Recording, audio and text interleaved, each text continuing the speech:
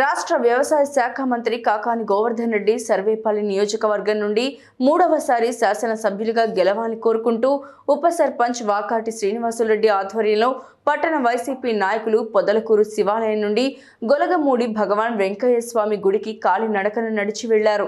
తొలుత వారంతా స్థానిక శివాలయంలో ప్రత్యేక పూజలు నిర్వహించారు. ఈ సందర్భంగా వాకాటి మీడియాతో మాట్లాడుతూ కాకాని 2 సార్లు శాసనసభ్యులుగా చేసిన అభివృద్ధి నియోజకవర్గ ప్రజలు మర్చిపోలేదన్నారు. ఇచ్చిన ప్రతి హామీ నెరవేర్చారన్నారు. ఆయన పాలనలో అభివృద్ధి పరుగులు పెట్టిందన్నారు. మెట్ట ప్రాంత రైతులకు సకాలంలో నీరందించిన ఘనత కాకానికి దక్కుతుందన్నారు. నిరంతరం నియోజకవర్గ ప్రజలకు అందుబాటులో ఉండే నాయకుడు ఒక్క కాకాని మాత్రమే అన్నారు. కావున అలాంటి నాయకుడిని మూడోసారి గెలిపించుకోవాలనే ఉద్దేశంతో ఆ భగవంతుని ఆశీస్సులు కోరుతూ కాలినడకన పొదలకూరు శివాలయం నుండి గొలగమూడి వెంకయ్య స్వామి ఆలయానికి నాయకులతో కలిసి కాలినడకన వెళ్తున్నట్లు తెలిపారు. ఈ కార్యక్రమంలో పట్టణ వైసీపీ నాయకులు, వార్డు మెంబర్లు పాల్గొన్నారు. మేము సిద్ధంగా ఉన్నాం ఆయన గెలిపించేందుకు. కాకాని గోవర్ధన్ రెడ్డి గారు మూడోసారి సర్వేపల్లి నియోజకవర్గంలో గెలవాలనే ఉద్దేశంతో పొదలకూరు శివాలయం నుండి గొలగమూడి భగవాన్ శ్రీ శ్రీ శ్రీ వెంకయ్య స్వామి దేవాలయం వరకు పాదయాత్ర చేసి ఆయన గెలుపును కోరుకుని ఈ యొక్క పాదయాత్ర మొదలు పెట్టడం జరుగుతుంది. ఆయన గెలిపించేదానికి మేమందరం సిద్ధంగా ఉన్నాం. ఆయన గెలవాల్సిన ఆవశ్యకత ఎందుకు ఉందంటే ఆయన రాజకీయాల్లోకి రావడంతో జడ్పీ చైర్మన్గా వచ్చారు. పొదలకూరు చరిత్రనే మార్చారు. పొదలకూరు మండలంలో ఒక్కొక్క గ్రామానికి వెళ్ళాలంటే తారు రోడ్లు లేని పరిస్థితి, ఈ గ్రామంలో సిమెంట్ రోడ్లు లేని పరిస్థితి, ఇక్కడ పొదలకూరు గ్రామ పంచాయతీలో అయిపోయి అక్కడ వరి నాటుకునే పరిస్థితి. ఇవన్నీ గమనించిన ఆయన రాజకీయాల్లోకి వచ్చి కొత్త వరవడు సృష్టించి అభివృద్ధిని పొదలకూరు మండలానికి భయంకరంగా తీసుకొచ్చారు. అభివృద్ధి ఏంటంటే చూపించారు.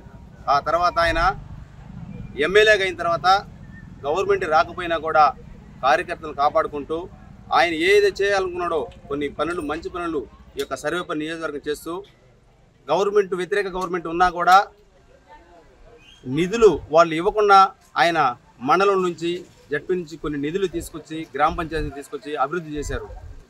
అప్పుడప్పుడు అంటుండేవాడు, మనం గవర్నమెంట్లో లేము, నేను ఎమ్మెల్యే, మీరు గెలిపించారు, కానీ అధికారంలోకి వచ్చిన తర్వాత 2019లో మనం అధికారంలోకి వస్తే 5 సంవత్సరాల అభివృద్ధిని 15 సంవత్సరాల అభివృద్ధిని 5 సంవత్సరాలు పూర్తి చేస్తాను అని మాట అంటుండేవాడు.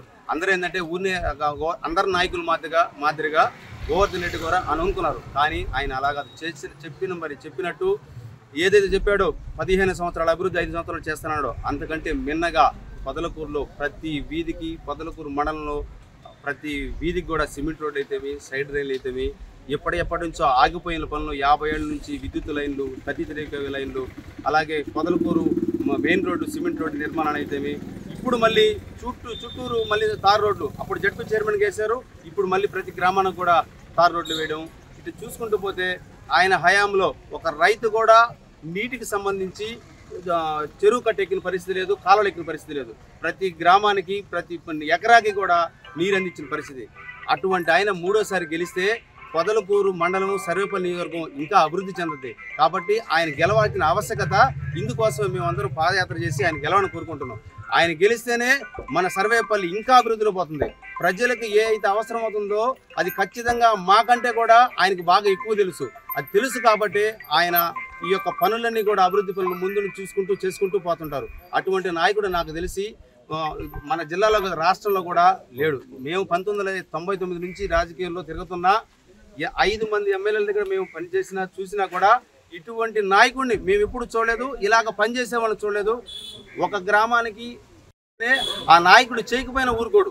ఆ నిధులను పూర్తి చేసి ఎక్కడ మీరు అడిగింది ప్రజల అవసరం కోసం అడిగారు, ఆ రోడ్డు పూర్తి చేయాలని చెప్పి నిద్రలేసి ఉదయాన్నే ఫోన్ చేసి పని చేశారా లేదా అని తరుముకొని పనిచేసేవాడు. అంటే ప్రజల అవసరాలు తీర్చే వ్యక్తి.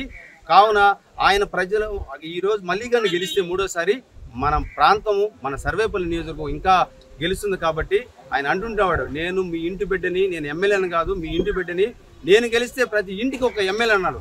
అదేవిధంగా ఇంటికి పెద్ద బిడ్డ అయ్యి, సర్వేపల్లి నియోజకవర్గం పెద్ద బిడ్డ అయ్యి ఈ యొక్క సర్వేపల్లిని అభివృద్ధి పనులను నడిపిస్తున్నాడు. కాబట్టి ఆయన గెలిపించాలని కోరుకుంటూ, స్వామివారిని వేడుకుంటూ ఈ యొక్క పాదయాత్ర మొదలు పెడుతూ జై కాకాని, జై కాకాని కోసం, కాకాని కోసం, కాకాని కోసం, కాకాని కోసం.